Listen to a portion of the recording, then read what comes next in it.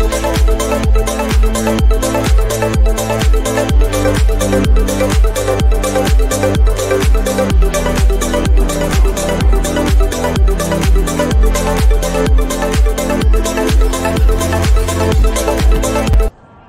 everyone, and welcome back to my channel. I'm back at Anime Day Atlanta, here in Atlanta.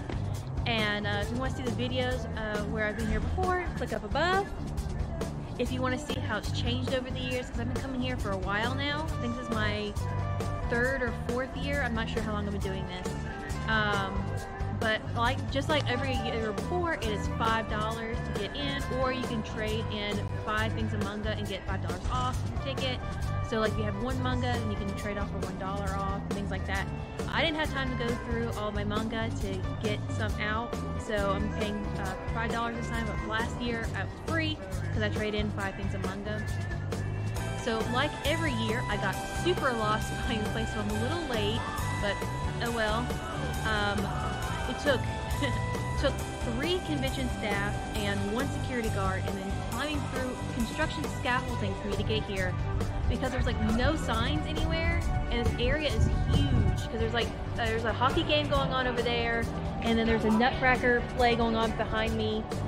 There's just a lot going on, and so it's just kind of hard to find, but I found it eventually, so let's go on in. So of course, before I can go in, I gotta do a fit check real quick, because what's the point of dressing cute if you can't show it off online? So I wear my Doc Martens and some fleece-lined yoga pants because it's so cold, but I didn't want to ruin my outfit with a jacket, so gotta dress warmly everywhere else. Then a black skirt, and then a long sleeve My Hero Academia shirt I got from Spencer's a while back. I had cropped it, but I didn't want to ruin the design like permanently, cause even though it's still not quite cropped enough, I didn't want to ruin the design permanently, so I just rolled up the front of it a little bit and then pinned it in place, and bam! Cropped shirt without all the commitment. And then to top it all off, I paired it with some old sunglasses of mine that happened to be the same shade of pink. So not pictured or in this video is my canvas tote bag that I carry around with me everywhere. I need to make sure I had a bag that was big enough that I could carry all the tripods I was going to need and everything I was going to buy at the vendor mall. So it didn't really go with my outfit, but oh well. Because I was so late, I was able to just walk up to the table and go ahead and get my wristband and go on in. So to get to everything that's in the convention, you gotta go through the marketplace. So you just walk in, there's all the vendors, and then there's the little event area.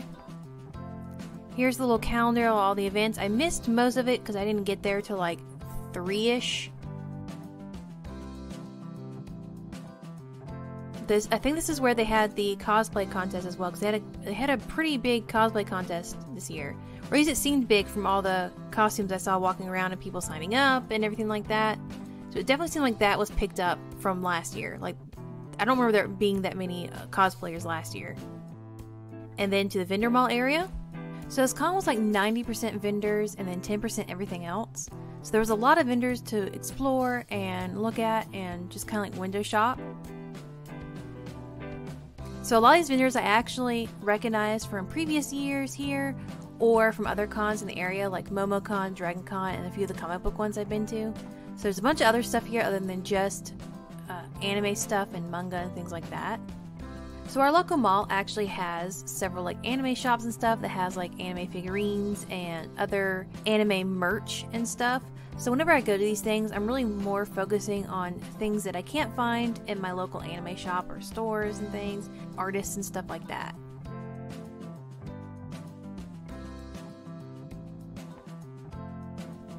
And like anywhere, there's a bunch of Funko Pops. This is one of the vendors that I've been to before, like last year, and they had a really good selection of blind boxes last year that I loved. However, it seems like since I was late, I missed out on them this year. And it's not an anime convention without anime figures. And lots of them.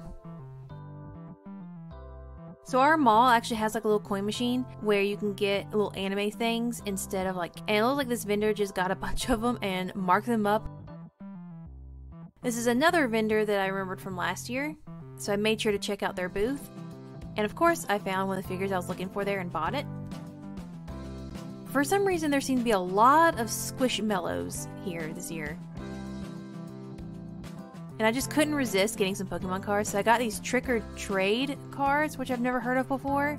Which, I mean, for $1, you really can't beat it. A bunch of anime keychains. And a lot of the vendors had like posters and stuff you can sift through. This is one of the things that our anime shops has a lot of, so I didn't really feel the need to buy any of these. But it is fun to look through them. Our anime shop has a lot of t-shirts, but not long sleeve shirts. So I've been on the lookout for a long sleeve anime shirt because I only have one. And so it's like my go-to anime shirt whenever I go to these conventions in like the fall or winter. And another vendor that I've been to before, this one has like a little dice that you can roll and you get a little prize. I got some money off a print, so I bought a really cute print while I was here. The vendor mall area is huge, so there's plenty of room for you to like take pictures with cosplayers if you like their cosplay without getting too much in the way. And in the very back of the vendor mall area is where all the video game stuff is set up. They have like a bunch of computers and some other consoles and stuff for you to try out games. My favorite one to watch is the Just Dance, which is basically just new DDR. I have that game at home and I love it. And now to the outside area. Every con, or at least just about every con I've been to, has an outdoor area somewhere where everyone can kind of hang out, where it's a little quieter. And also, since the lighting is better, this is also where a lot of the photographers will set up to take cosplay photos. And in more crowded cons, this is where the bigger cosplays usually are because they're not as in the way. So I ran into this guy again. He's in my vlog from last year, actually. This guy is like really good at the poses. So because there's a lot more space outside, a lot of other stuff kind of goes on out there. Like this podcast was filming out there. It's called the Touch Grass Podcast. I found their episode for it that day, and they titled it, "We Went to the Worst Anime Convention." So I wonder how they felt about this con. So something I've noticed happen more at this con than other ones is people filming like TikTok video dance routines. So that's it for Anime Day Atlanta. I really enjoyed it, though there really wasn't a lot going on.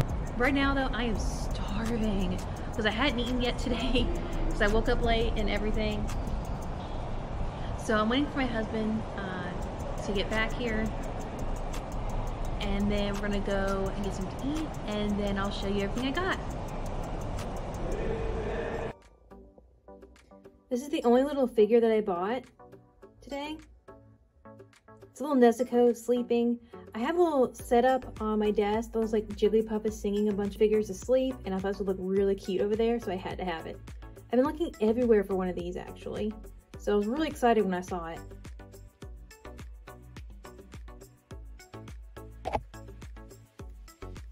These both came from the same booth, the one where I had to roll a dice to get some money off of, a print.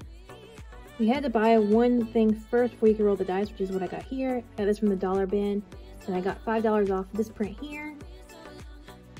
I really enjoy both these. Like, I think this one is super cute, and this one just reminds me of art school, and I had to have it. This is probably my favorite print. Look how colorful that is. I love it when artists like kind of make a well-known character like their own, kind of like this, with their own art style and everything. Sometimes I feel like another artist's art style works with a character, and sometimes I think it doesn't. But this one, I think it really works, and I absolutely am obsessed with this little print. I can't remember how much I paid for it, but it was worth every penny. This is going on a prime location on my desk for sure. And then last but not least are these little Pokemon cards here. They're called a Trick or Trade, and I'm not really sure much about them, honestly. They said it was some kind of like Halloween edition of cards or something. It says there's only 3 cards in here, I think. I'm not really sure. They were $1, so I'm not expecting a whole lot. So let's go ahead and open them up.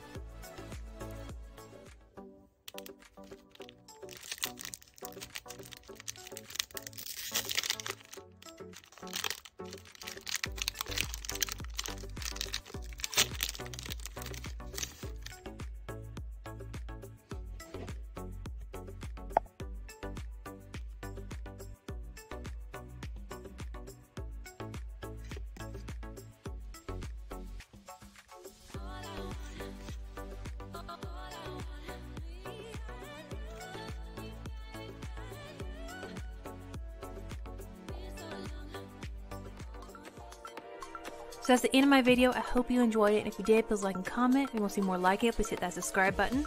And don't forget, I'm going to be opening up an Etsy shop pretty soon, and the link for everything is down below. Bye!